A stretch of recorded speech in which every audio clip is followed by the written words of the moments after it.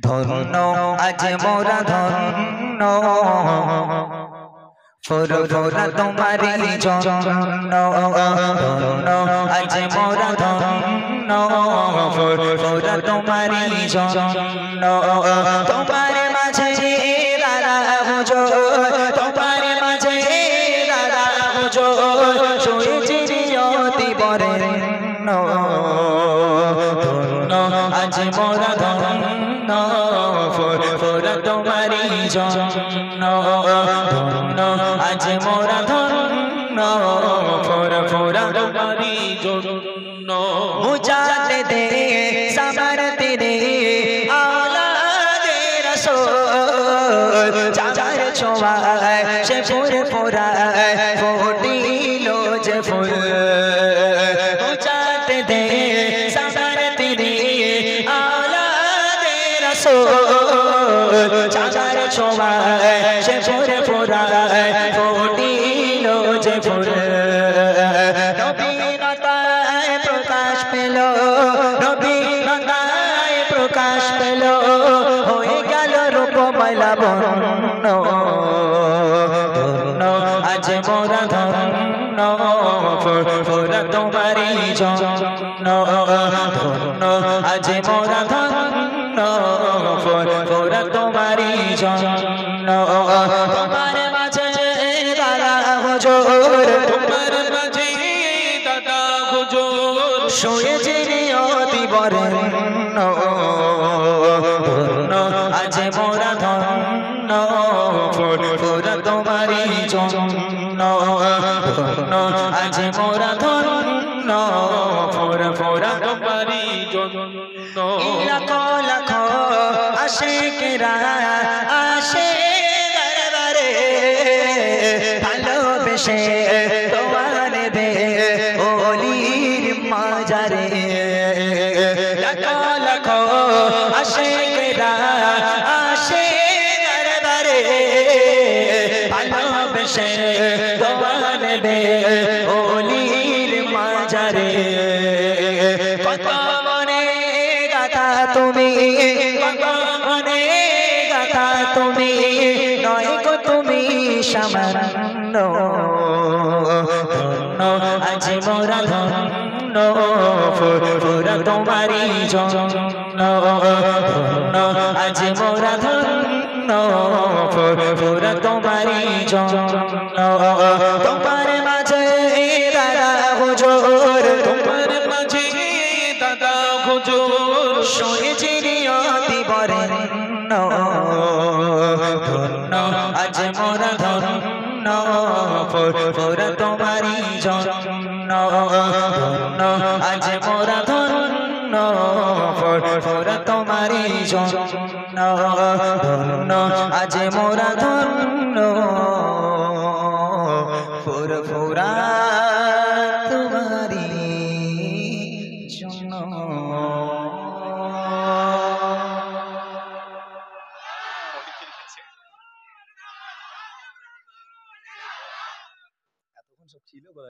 ইমরান ভাই নাকি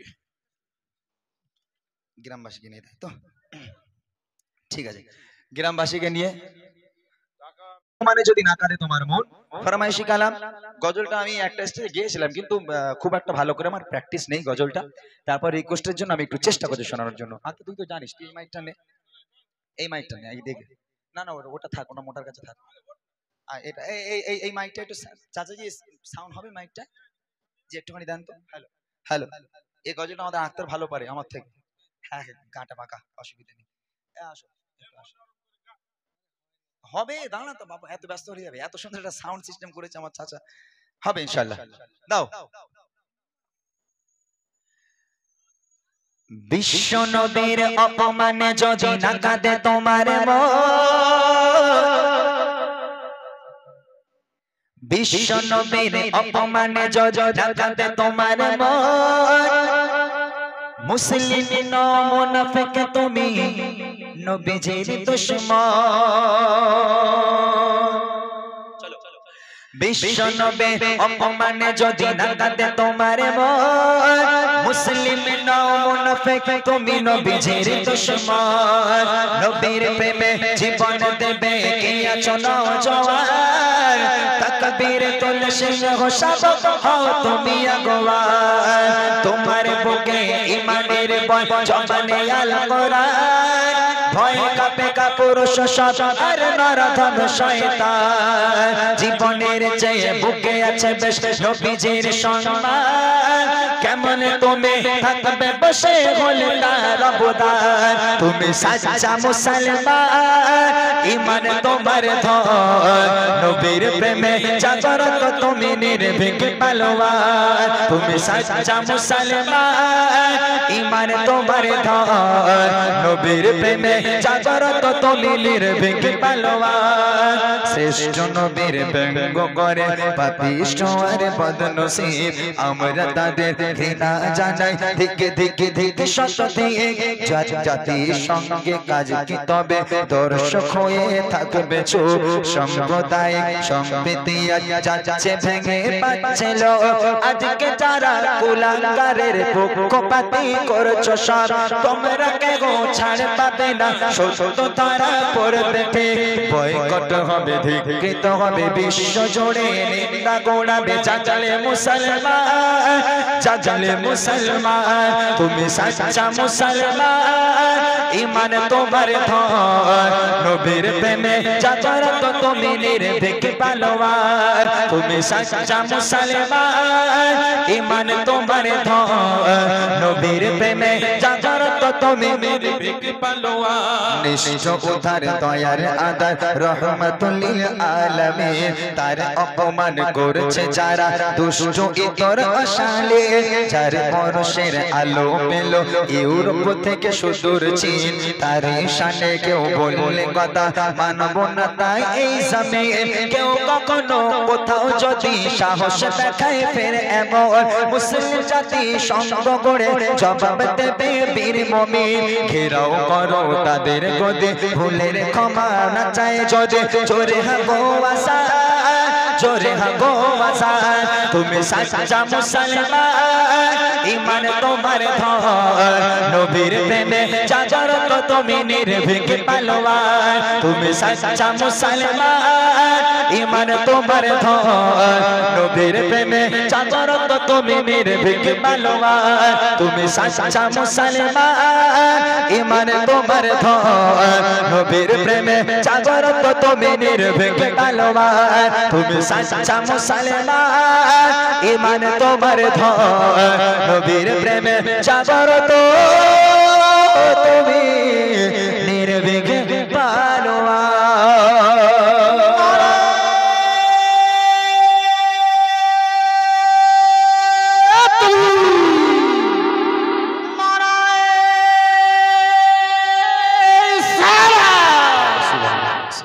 মাশাআল্লাহ। ঠিক আছে বলছি, গলা দেখ লোকে, মাথা খারাপ করা গলা না। আমার থেকে ভালো হলেই ভালো। আমার বয়স হয়ে গেছে, আমার কথা বাদ দে। তোরা আমার নাম বলতে পারলি নি কি? তোরা বাচ্চা কি জানি, নাম এখনো জানিস নি আমার? বল, জানিস? হ্যাঁ, দুটো নামগুলো বলে দাও একটু।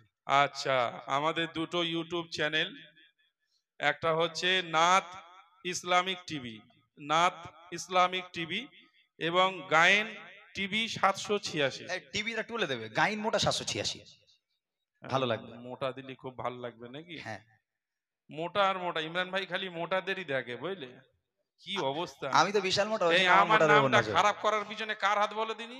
এই ইমরান ভাই। হ্যাঁ ঠিক আছে, যাও।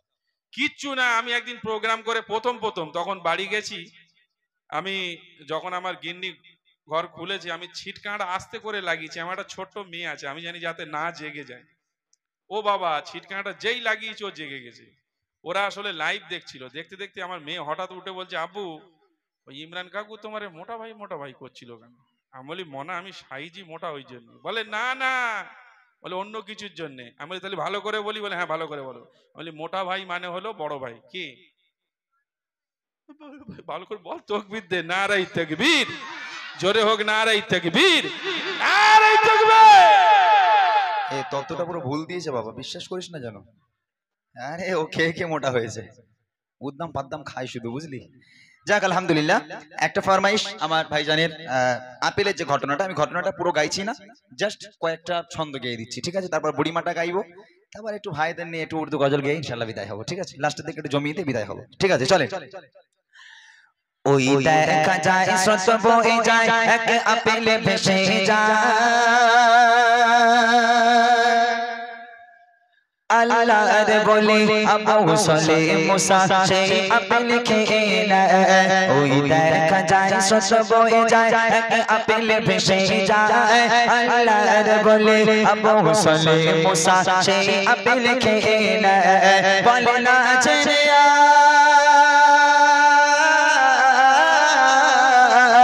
বলে না ছেড়ে ফল খেয়েছি কাকার বাগানে, বলে না ছেড়ে ফল খেয়েছি কাকার বাগানে, আল্লাহর বলে আবু সলে মুসা যায় কাকার সন্ধানে, আল্লাহর বলে আবু সলে মুসা যায় কাকার সন্ধানে। ওই দেখা যায় স্রোত বয়ে যায়, এক আপেল ভেসে যায়, আল্লাহর বলে আবু সলে মুসা সেই আপেল খেয়ে নেয়। ওই বাগান মালিক ভাবে তখন এরাই সাধারণ ছেলে, ইনি একে আল্লাহ বলে তাই তো ক্ষমা চাইতে এলো ফিরে। ওই বাগান মালিক ভাবে তখন এরাই সাধারণ ছেলে, ইনি একে আল্লাহ বলে তাই তো ক্ষমা চাইতে এলো ফিরে। বলে করতে পারে ক্ষমা তোমায় যদি দাও কথা মোরে, এই আপেল বাগানে তাকাতে হবে আমার গোলাম হয়ে, তার ফুলের সাজা তার ফুলের সাজা মনে করে রাজি হয়ে যায়, আপেল বাগানে গোলাম হয়ে জীবন কাটায়, আপেল বাগানে গোলাম হয়ে জীবন কাটায়। ওই দেখা যায় স্রোত বয়ে যায়, এক আপেল ভেসে যায়, আল্লাহর বলে আবু সলে মুসা সেই আপেল খেয়ে নেয়।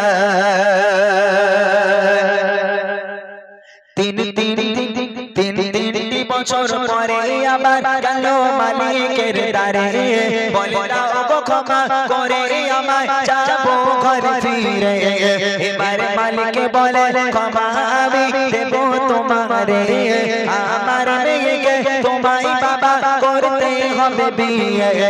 তার ভুলের সাজা মনে করে রাজি হয়ে যায়, তার ভুলের সাজা মনে করে রাজি হয়ে যায়, তার ভুলের সাজা মনে করে রাজি হয়ে যায়, আপেল বাগানে গোলাম হয়ে জীবন কাটায়, আপেল বাগানে গোলাম হয়ে জীবন কাটায়। ওই দেখা যায় স্রোত বয়ে যায়, এক আপেল ভেসে যায়, আল্লাহর বলে আবু সলে মুসা সেই আপেল খেয়ে নেয়, আল্লাহর বলে আবু সলে মুসা সেই আপেল খেয়ে নেয়। এই যে গজলগুলো, এইগুলো এইভাবে শুনিও মজা নেই আর শুনিও মজা নেই, কেননা এগুলো বড় বড় গজল, এগুলোর জন্য একদম মন প্রাণ দিয়ে শুনতে হবে এই গজলগুলো। যেহেতু আমি গজলটা গাইতাম যে বাপ মা কেমন হলে সন্তান ভালো হবে, তো আলহামদুলিল্লাহ যদি আল্লাহ পাক আবার কখনো নিয়ে আসেন আমি সেই সময় গাইবো। আজকের এই গজলটা গাওয়ার মতো পরিস্থিতি এখন আর নয়, ছোট্ট করে গেয়ে দিলাম শুধু রিকোয়েস্টের কারণে। এবার আমি সেই বুড়িমা গজলটা একটুখানি গেয়ে দিই, তারপর ইনশাল্লাহ আমরা আমার ভাইদের ফরমাইশ গুলো গাওয়া হবে। আর কোন ফরমাইশ আছে না শেষ? ফুরফুরানি একটা গজল ছিল, ওটা গাইতে হবে কি? ফুরফুরানি, ওই ফুরফুরা গাইবো? ফুরফুরা ধন্য, ফুরফুরা ধন্য, তাই তো? হ্যাঁ ওই যে মুজাদ্দিদে জামান। কালকে তো ফুরফুরা শরীফ থেকে ভাইজান আসছে তো, আলহামদুলিল্লাহ ভাইজানেরা আসছেন। মানে আমি জলসা টুকটাক করি, গত বছর প্রায় 5টা 6টা জলসা করেছিলাম, এবছর আলহামদুলিল্লাহ জলসার দাওয়াত আছে অনেকগুলো, জলসা করি, ভালো লাগে। ওই জন্য আমি গজল কি বলেন তো, এইসব গজলগুলো আমি যত লিখি ঘটনামূলক গজল লিখি, ঘটনামূলক গজল একটু বায়ানের সঙ্গে জলসার মতো করে আমি গজলগুলো বলি যাতে মানুষ বুঝতে পারে, তাই না? এই তোরা আমার জলসা শুনেছিস? এটা তো বাদামের খোলা শুনেছে, বলে মরা মানুষ কবরে যায়, শুনেছিস? কত আযাব গজব হয়, মরা মানুষ কবরে যায়, কত বিপদ হয়, কত মুসিবত হয়। হে আল্লাহ,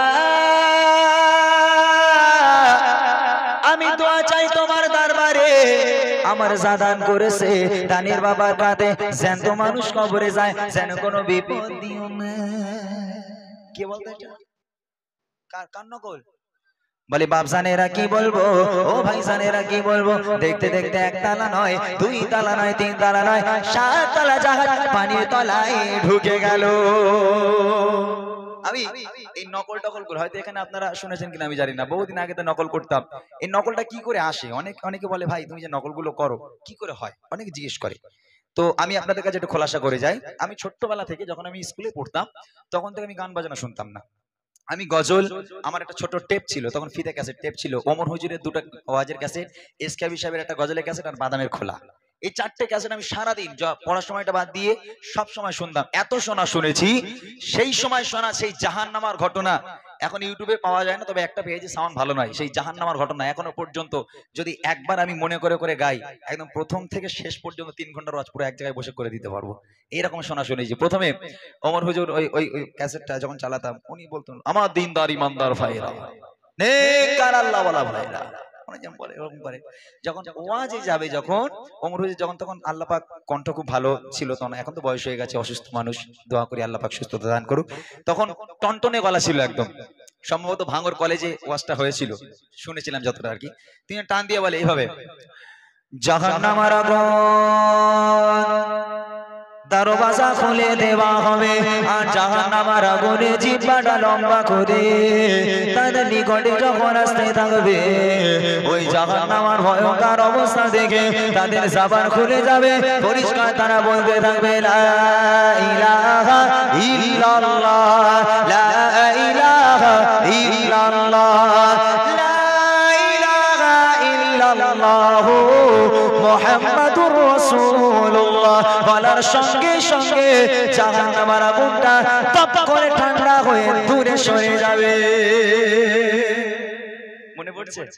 এই ক্যাসেটটা সবাই শুনেছে, আমি জানি এমন একটা ক্যাসেট সবাই শুনেছে, আর আমি এক জায়গায় বসে প্রথম থেকে শেষ পর্যন্ত শুনিয়ে দিতাম, এত মুখস্থ করেছিলাম। আরেকটা ক্যাসেট ছিল, যখন করছি একটু করে দিই, আরেকটা ক্যাসেট ছিল এক অলির ঘটনা, ইউটিউবে আপনারা শুনেছেন। তাতে বলতো একদম মাঝখানের দিকে, ওয়াজটা আমি আর খুঁজে পাইনি ক্যাসেটের শোনা, ওতে বলতো রাজায় দিন আসদিন যায় রাত আসে, রাজায় দিন আসদিন যায় রাত আসে, হাবিবে জমিয়ার বাড়ি আসে না।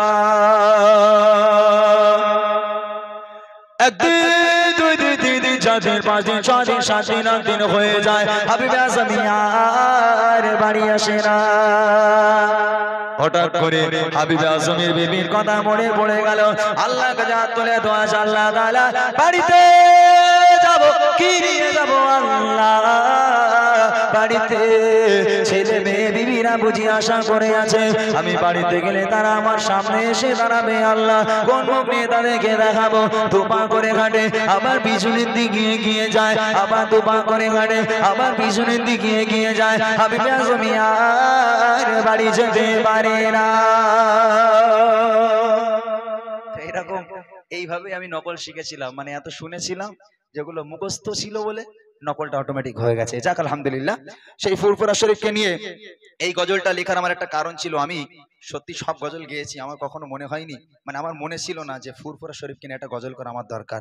তো একদিন জুনায়েদ সিদ্দিকী ভাইজান আমাকে ধরে বলেছিল এই কথাটা, যে তুমি সব গজল গাচ্ছ আর তোমার দাদা পীরের নিয়ে একটা গজল করতে পারলে না।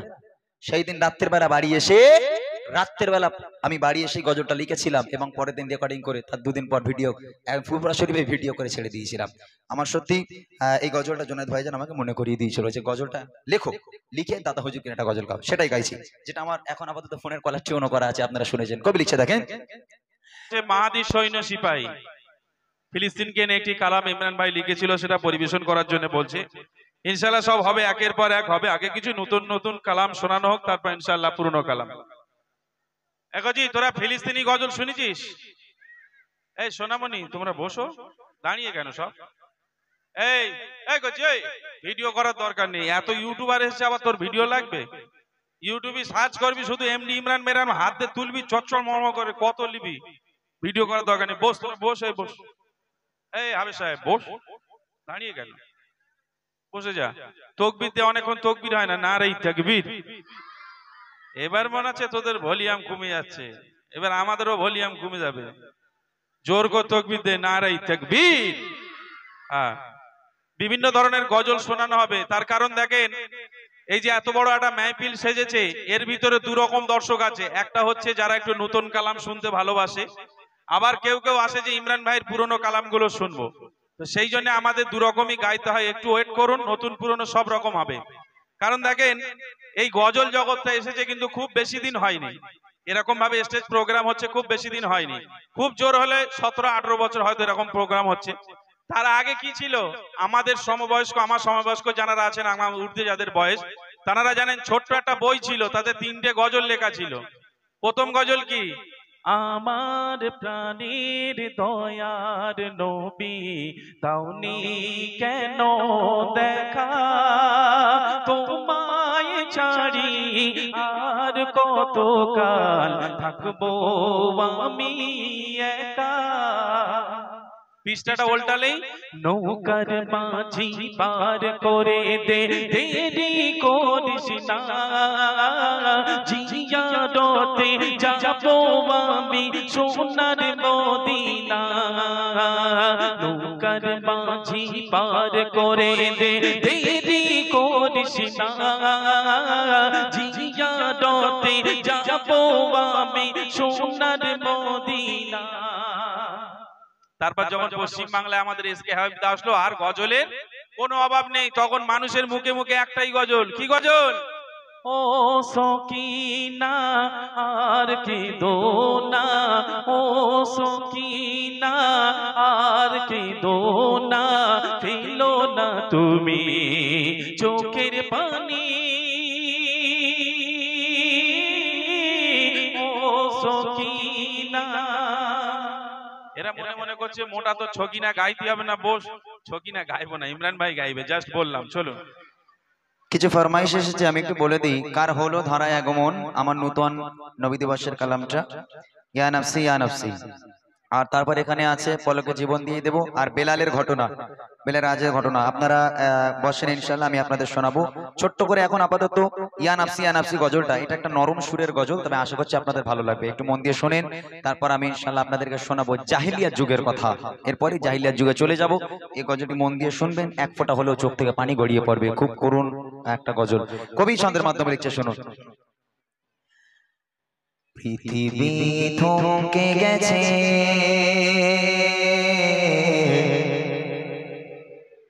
হারিয়েছে চিরচেনা পৃথিবী থমকে গেছে, হারিয়েছে চিরচেনা পৃথিবী থমকে গেছে, হারিয়েছে চিরচেনা থেমে গেছে কোলাহল, ভেঙে গেছে মনোবল, থেমে গেছে কোলাহল, ভেঙে গেছে মনোবল, অদৃশ্য ইশারায় সব নিশ্চুপ। ইয়া নাফসি ইয়া নাফসি, অদৃশ্য কেউ যেন বলছে ডেকে, বলো আজ রাজত্বকার, বলো আজ রাজত্বকার, বলো আজ রাজত্বকার, বলো আজ রাজত্বকার। পৃথিবী থমকে গেছে, হারিয়েছে চিরচেনা পৃথিবী থমকে গেছে, হারিয়েছে চিরচেনা থেমে গেছে কোলাহল, ভেঙে গেছে মনোবল, থেমে গেছে কোলাহল, ভেঙে গেছে মনোবল, অদৃশ্য ইশারায় সব নিশ্চুপ। ইয়া নাফসি ইয়া নাফসি, অদৃশ্য কেউ যেন বলছে ডেকে, বলো আজ রাজত্বকার, বলো আজ রাজত্বকার, বলো আজ রাজত্বকার, বলো আজ রাজত্বকার। Ya nafsi, ya nafsi, ya nafsi, ya nafsi, ya nafsi, ya nafsi, ya nafsi. বিপদের কোন ঘটায় আজ দিকে দিকে আশার গানে যেন দোসর ফিকে বিপদের কোন ঘটায় আজ দিকে দিকে আশার গানে যেন দোসর ফিকে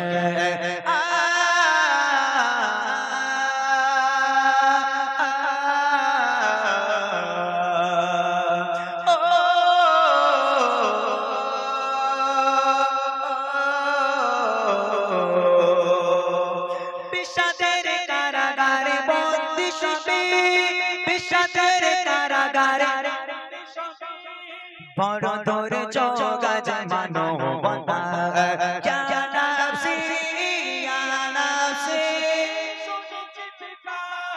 অতি সতে যেন পড়ছে ডেকে বনওয়াজ রাজো তোকা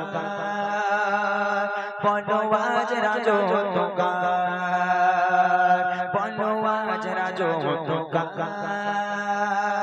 বনওয়াজ রাজো তোকা Ya nafsi, ya nafsi, ya nafsi, ya nafsi, ya nafsi, ya nafsi, ya nafsi. ক্ষণিকের রং ছটালা যে না শোকে দুঃখের সুনামে প্রভু দিয়েছো একে ক্ষণিকের রং ছটালা যে না শোকে দুঃখের সুনামে প্রভু দিয়েছো একে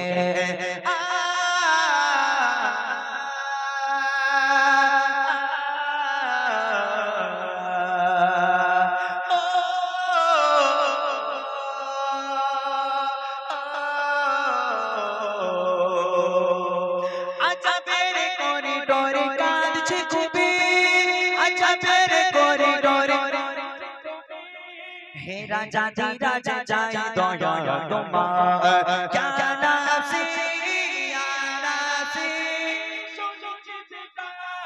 অতি সতে যেন বলছে ডেকে বনওয়াজ রাজো তোকা বনওয়াজ রাজো তোকা বনওয়াজ রাজো তোকা বনওয়াজ রাজো তোকা পৃথিবী তোকে গেছে হারিয়েছে চিরচেনার পৃথিবী তোকে গেছে হারিয়েছে চিরচেনার থেমে গেছে কোলাহল ভেঙে গেছে মনোবল থেমে গেছে কোলাহল ভেঙে গেছে মনোবল অদৃশ্য ইশারায় সব নিশ্চয় ইয়া নাফসি ইয়া নাফসি অতি সতে যেন বলছে ডেকে বনওয়াজ রাজো তোকা বনওয়াজ রাজো তোকা বনওয়াজ রাজো তোকা বনওয়াজ রাজো তোকা বনওয়াজ রাজো তোকা বনওয়াজ রাজো তোকা ইয়া নাফসি ইয়া নাফসি ইয়া নাফসি ইয়া নাফসি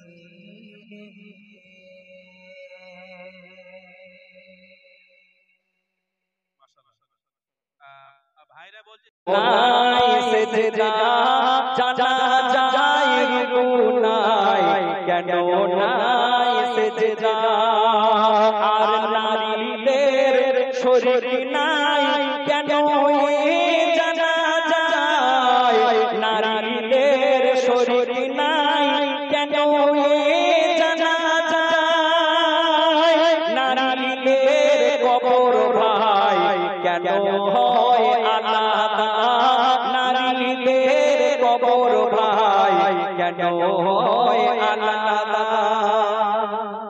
আমরা কোন মাইয়াতকে যখন কবরস্থানে নিয়ে যায় তার আগে তার জানাজার নামাজ পড়ানো হয়। এই জানাজার নামাজ যখন ইমাম সাহেব পড়ায়, মাইয়াত সামনে থাকে, ইমাম যখন নামাজ পড়ায় দেখবেন আল্লাহু আকবার বলে নিয়ত করবে, তারপরে সরাসরি সালাম ফিরে নেয়। মাঝখানে কোনো রুকু থাকে না, কোনো সিজদা থাকে না। নামাজ মানে তো তাদের রুকু সিজদা থাকতে হবে, কিন্তু এই নামাজ যে রুকু সিজদা নেই কেন আমাদের অনেকের অজানা আছে। শুনবেন, বলছে ও গো জানাজার মাইয়া যখন এসে যায়, জানাজা যখন শুরু হয়ে যায়, আর মাইয়াতের সামনে সেজদা যদি হয় তাহলে ওই সেজদা মাইয়াতকে করা হয়। আর সেজদার রুকুর নিয়ম যদি হতো, ও সেজদার রুকুর নিয়ম যদি হতো, মাইয়াতের সাথে খোদার শিরক হতো। জানা যায়, ও গো জানা যায়, এ বিধান দেয়নি গো ইসলাম। জানা যায়, এ বিধান দেয়নি গো ইসলাম। সেজদার অধিকার শুধু আল্লাহর রহমান, সেজদার অধিকার শুধু আল্লাহর রহমান। ও জানাকে জানো, ও খোদার প্যারা। এই জানাজার নামাজ আমরা যখন পড়ি, কোন মাইয়াতকে সামনে রেখে যখন জানাজার নামাজ পড়ানো হয়, এই জানাজার নামাজ দেখবেন শুধুমাত্র পুরুষরা পড়ে। কোন নারী, কোন মেয়েদের এই জানাজার নামাজে শরীক হওয়া যাবে না। কিন্তু আমার নবীর যুগে কিংবা তারও আগে জানাজার নামাজ পুরুষদের সঙ্গে মেয়েরাও পড়তে পারত। তবে এই নিয়মটা কবে থেকে বাতিল হলো আর কেন বা হলো, সে নিয়ম এখনো জারি আছে। বলছে দেখুন, ও গো নবীজির জামানায় নামাজও জানা যায়, নারীদের শরীরে প্রমাণ পাওয়া যায়। কোথায়? মসজিদের ভিতরে দেখো আগে জানা যায়, জননী আয়েশা সেখানে শরীক হয়। তখন ও গো খলিফা ওমর তার জামানায়, ও গো খলিফা ওমর তার জামানায় এই নিয়ম তিনি বাতিল করে দেয়। কেন? নারীও পুরুষের জমায়েতে জানা যায়, নারীও পুরুষের জমায়েতে জানা যায়। ইজ্জত পর্দা লঙ্ঘন হয়ে যায়, ইজ্জত পর্দার লঙ্ঘন হয়ে যায়। ও জানাকে জানো, ও খোদার প্যারা, জানা যায় রুকু নাই, কেন নাই সেজদা। শুনলেন? ভালো লাগছে তো? ভালো লাগছে? নারায়ে তাকবীর। একটু জোরে আমার ভাইরা, নারায়ে তাকবীর, নারায়ে তাকবীর। এখানে নবীর মাহফিল, ফেরেশতাদের আনা জানা আছে। যেখানে আমার নবী গুণগান প্রশংসা হয়, আমার আল্লাহ সেই জায়গাতে সে মাহফিলে ফেরেশতাদেরকে পাঠিয়ে দেয়। তাই আমি আপনার এখানে যারা আছেন, এটা আদবের মাহফিল। আমি যে লেখাটি শোনাবো আরেকটি লেখা, তারপরে আমার হাবিব ভাই আসবে এবং আরো শিল্পী, তারা একের পর এক আসবে। আমি ছোট্ট একটি লেখা শোনালাম, আরেকটি লেখা শোনাবো আমার নবী দুনিয়ার মধ্যে, আমার আল্লাহ দুনিয়ার মধ্যে যখন তার পেয়ারা হাবিবকে পাঠালেন, সুবহে সাদেকে 12 রবিউল আউয়ালের ভোরের বেলায় পাঠিয়েছিলেন। ভোরে কেন পাঠালেন?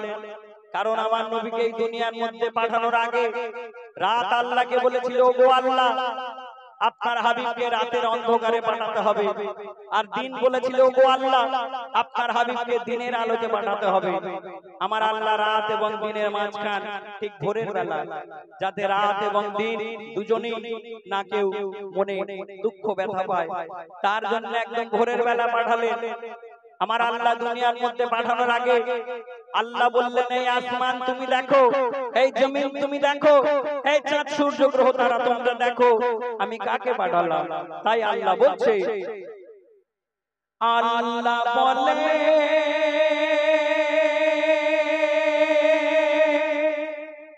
গো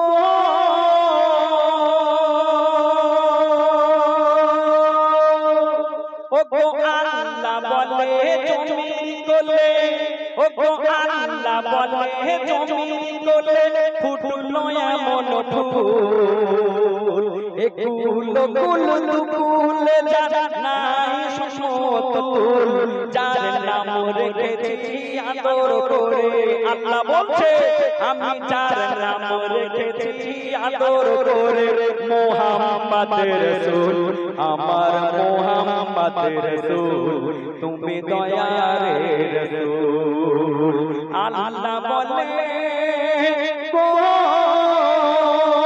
ও আল্লাহ বলে জমিন বলে, ফুটলো এমন ফুল, এগুলো গুল দুকুল যারা নাই সমতুল, যার নাম রেখেছি আদর করে, মুহাম্মদ রাসূল, আমার মুহাম্মদ রাসূল, তুমি দয়ার রাসূল। একদিন একটা বুলবুল পাখি, আপনারা সুন্দরবন এলাকার কাছাকাছির মানুষ, বুলবুল পাখির নাম আপনারা প্রত্যেকে শুনেছেন, হয়তো অনেকে দেখেছেন। এই বুলবুল পাখি দেখতে খুব সুন্দর হয় আর ছোট মতো হয়। একদিন একটা বুলবুল পাখিকে তাড়া করেছে একটা বড় বাজ পাখি। কেন জানেন? তাকে খাবে বলে।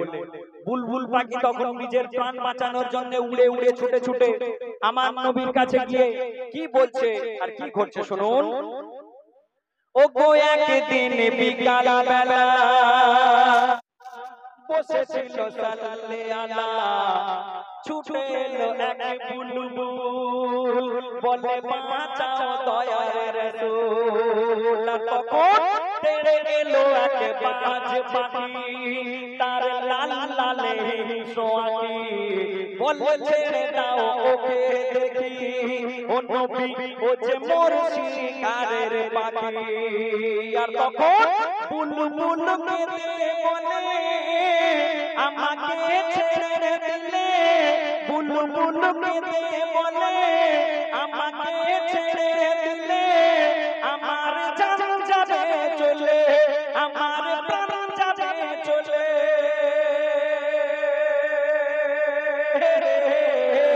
বাচ্চারা মোর খুদাই কাতর, ও গো বাচ্চারা মোর খুদাই কাতর, উপোস দিল ভোর।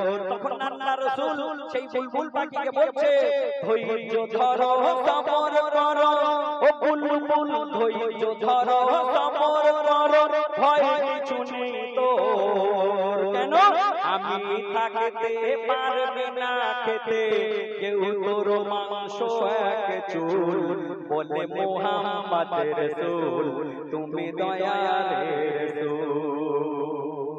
সেই ছোট্ট বুলবুল পাখি উড়ে উড়ে আমার নবীকে যখন বললেন, ইয়া রাসূলুল্লাহ, আপনি আমাকে বাঁচিয়ে নিন, না হলে ওই বড় পাখি, বড় বাজ পাখি আমাকে ছিঁড়ে খুঁড়ে খেয়ে ফেলবে। আপনি আমাকে বাঁচান, না হলে আমার ছোট্ট ছোট্ট বাচ্চা আমার বাসায় রয়েছে। আমার নবী তখন বলে, এই বুলবুল, আমি থাকতে তুমি কোনো ভয় পেও না, কেউ তোমায় খেতে পারবে না। আমার নবী সেই ছোট্ট বুলবুল পাখিকে তখন নিজের জিহ্বার মধ্যে ঢেকে নিলেন। তখন কিন্তু বড় বাজ পাখি উড়ে উড়ে এসে আমার নবীর সামনে বসে বলে, ইয়া রাসূলুল্লাহ, আপনি তো জানেন আমি ঘাস খাই না, মাটি খাই না, এই ছোট্ট ছোট্ট পাখি পক্ষীকে আমি বেঁচে থাকি, আর আপনি যদি তাদেরকে নিজের কাছে হেফাজত করে রাখেন, আমি তো না খেয়ে মরে যাব, আমি কি খেয়ে বাঁচবো? আপনি বিচার করে বলুন। আমার নবীর সেদিনের বিচারটা শুনুন। তিনি বিবি আয়েশাকে বলল, বিবি, বাড়িতে আমাদের রান্নার জন্য জন্য যে কাঁচা গোশ আছে তার থেকে খানিকটা নিয়ে ওই বড় মাছ পাখিকে দিয়ে দাও। তারপর কি ঘটছে শুনুন।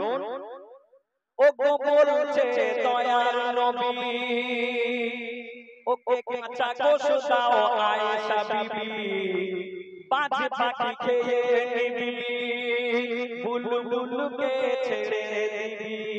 আর তখন বলে বাজ শোনো দোস্ত, বাজ পাখি তখন বলছে বলে বাজ শোনো দোস্ত, আমি খাবো না বাসি গোস্ত, টাটকা গোশের আমি ভক্ত, তার সাথে তাজা রক্ত।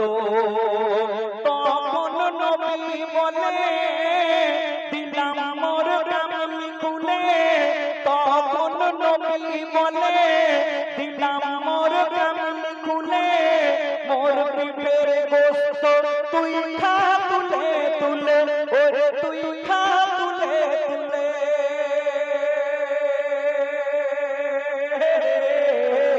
বাজ পাখি পিঠে নবুয়াত দেখি, ও গো বাজ পাখি পিঠে নবুয়াত দেখি, সেখানে পালক বুলিয়ে দেয়।